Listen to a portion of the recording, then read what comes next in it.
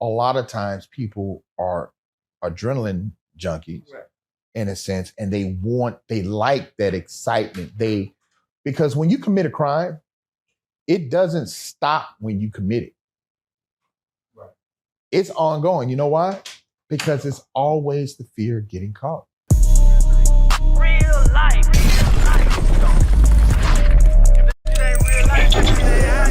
It ain't real life. Just ain't real life street stars. You know what time it is. As we finalize week 2 again, they circumvented as far as having trial on Thursday. We're going into Memorial Day weekend, where I'm sure the courses, they're off for Monday. It's going to be a short week. We're halfway through the prosecution's what they're lying in front of. If you were to guess what is to come next in week 3, what do you feel based on what you've seen come in week 1 and 2, where they may go next? If you were to just guess, they're probably going to have to come up with another victim, because I think it's 2 counts. Yeah, we're waiting for another victim. I Right? thought there was another victim. Cassie was just to set up a behavior. I thought there's like a physical victim that is like, I'm here. Like, this is what happened to me. And that is what is kind of, I think, mysterious or confusing about the prosecution's case, in the sense that, okay, I said last show, I think Miss Ventura is being used as the what did I say? Conspiracy, co-conspirator. Co-conspirator. She's co-conspirator. But the way that they keep layering how he beat her and how he forced her to stay with him, now it seems like they're using her as the victim and her travel. But the problem that they have is her travel to New York was something that Puffy didn't know about when they had the freak off in New York. She was like, hey, I'm going to be in New York. You want to meet up and you want to do these things. And so it really gets to be more great. Like, I was perfectly fine with her being the person who had inside track, because she knew, because she was taking money. She was calling over the prostitutes. Or the dancers, or the exotic dancers, or whatever you want to call them. And so she was actively involved. But at the same time, and it still could be that way, because the assistant, he did things and showed that he also was involved in the engaged illegal activity. Yes. And the ongoing activity, because it has to be ongoing. And so he was involved in it. And so he could be, quote unquote, considered a co-conspirator. And that's why he ended up getting the immunity. And so the next 2 weeks, if they are using Ms. Ventura as the first alleged victim, and they're spending 2 weeks per victim, they got to put another victim on at the beginning of the next week to really ride out and show how that person was done similar to Ms. Ventura, and to prove those 2 crimes, to prove the elements and prove those 2 crimes. Oh yeah, no, I want to say they do have a hill to climb. I am curious to see where it goes on a short week. And of course, I know you spoke on it last time, but finally I got to get your take as far as where this may go regarding Tory Lanez getting transferred to another penitentiary now. And I forget the reporter who is now vying for his freedom based on the congresswoman who is fighting for his freedom now based on circumstantial evidence that was secluded, things of that nature. And Megan's lawyers have put out additional, like, hey, let me remind y'all, like, Tory technically, not saying he confessed, but his conversation was more so that he was heavily involved. Do you see the Tory Lanez case going anywhere based on now that we have him being moved? We have this congresswoman fighting for him. Do you see anything changing with this thing over here? So moving was probably more based on his safety. Yes. More than anything else. So it really doesn't have anything to do with the actual trial. The congressional person or individual who is vying for potentially a new trial, that could move the needle. But they're going to need the evidence and solid evidence to present to a judge to say that they need a new trial. And that's going to, in that the prosecution withheld evidence or his attorney failed to present that evidence that should have been presented.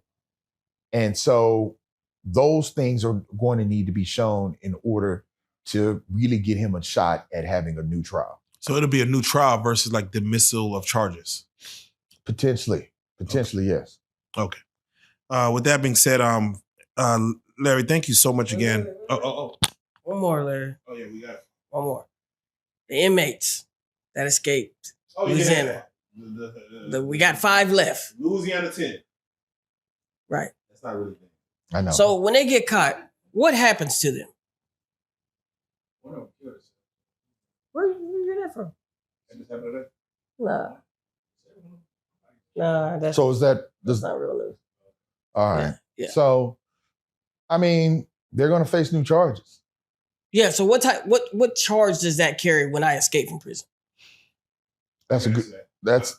I can answer. I spoke to a prisoner about this, Mhm. and they said normally they'll throw you automatically 15 additional years or whatever charge you have.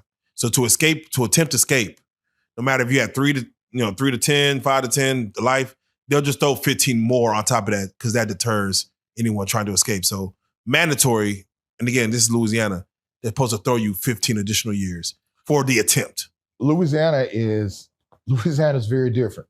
Right. I think they are one of the only states that still goes by the original penal code. And so Original penal code is wild. 1822. yeah, that like they are That's gotta be they're bad. if I'm not mistaken, they're one of the states that really use some older, more archaic penal Barbaric. code. And so, and don't quote me on that. I'll take a look at it next time I'm on here. I'll look, but if I'm not mistaken, that is so. And so I can't really say as to what they may be looking at, but Joker is correct. Generally, that length of time sounds correct, but also it's almost impossible to throw on that much time without having another trial, because you got to remember, and what they need to remember is probably when all you guys were extremely young. Remember the Texas 8, I think it was 8, that Yeah, Texas 7. Texas 7, Mm. and they ended up killing that security guard. Right. Yep. That case was retried. I mean, not retried, but it had to be tried, right? All the elements of that had to be tried. And Some of them got put to death because of that. And so, if I'm not mistaken, Joker, I don't see them, even in Louisiana, just able to just throw a couple of years on there like that without first going to a jury of their peers and convicting them of that new crime, because it's a new crime. And so, back to the Texas 7, those individuals who are harboring and assisting in this have to be very concerned that if any of these individuals do commit murder while you are assisting them, you could also be complicit in charge also. So you have to, that's one of the dangers. But I think that that whole situation is extremely interesting, from cutting off the water to breaking through the wall and having so many people involved, right? Like, how do you have 10 people involved in something like this and no one said anything that leaked out to the guards? The guards are involved. Says a lot about your prison. Well, it's a county jail. So No, it's not really prison. It's a jail. Bro, how's 5 murderers there if it's county jail? Yeah, they're facing murder. They're facing murder. You don't think that? But anyway, you've dealt with a lot of criminals in your time. What kind of person, besides a lifer, because there was more than just lifers among them, what kind of person would try to escape jail? Like, what in your honest opinion, like, what kind of psyche does that take to be like when you deal with somebody and they're like, oh, they broke out of jail? It's funny you should say that. So my minor in college, I was a psych pre-med major. Right. And so I actually did a paper on the mental state of those who are more susceptible to commit crimes. And part of that is that thrill seeking. And so a lot of times people are adrenaline junkies, right, in a sense, and they like that excitement. Because when you commit a crime, it doesn't stop when you commit it. Right. It's ongoing. You know why? Because it's always the fear of getting caught. Right. And that does something to your psyche. Yeah. I like it. I like being on the run. Let's do this. I like walking out the house and looking behind the bushes and looking and watching the cars to see if it's an unmarked police car, or, do I live in a black neighborhood and all of a sudden it's 5 white guys just walking the street? Like, that ain't right. Right. Because there's people taking bets on who's going to get caught next and everything. I'm sure the prisoners in there rooting, let's go, don't come back. I want root to the bet. I didn't take a bet. But if I was going to bet, it would be the Derek guy. He will be the last to get caught. I'm telling you right now. Yeah, he's definitely going to be the last guy because it was so hard for them to catch him. Go watch the documentary. It's really good. It's one of the smartest ones. They got 5 left. There's a $20,000 reward. Oh yeah. Do you really get that money? Is that a real thing? Because I've heard people say they're not going to really give you that money. I think they have a hard time not giving you that money.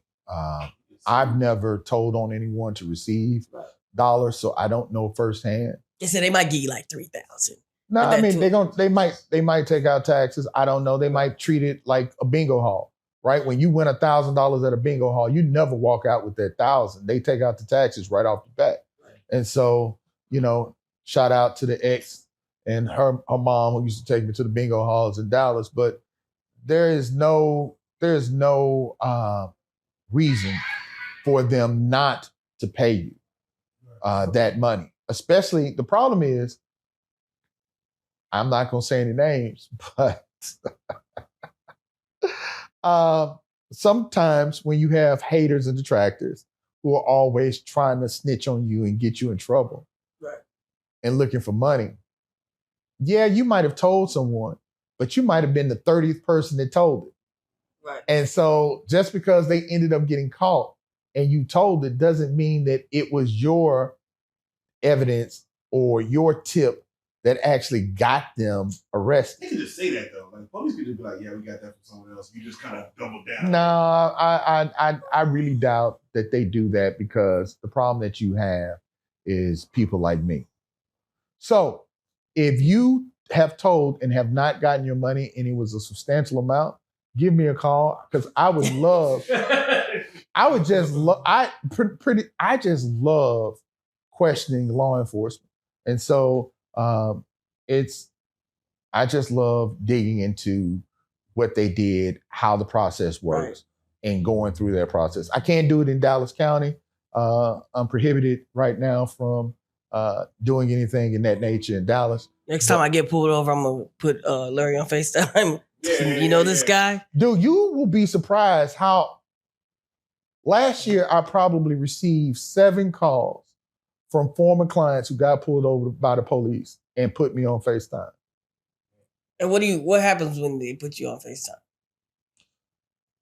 I usually end up talking to the officer, and it's like, hey, officer, I do represent them. I give them my bar number. You can look me up. Are you taking them down? If you are, we just go through the process. And a lot of times, once we go through that process, they let my people go. Isn't it? Oh, yeah. Except for the one time, officer said, shit, you again? Nah. Represent him too?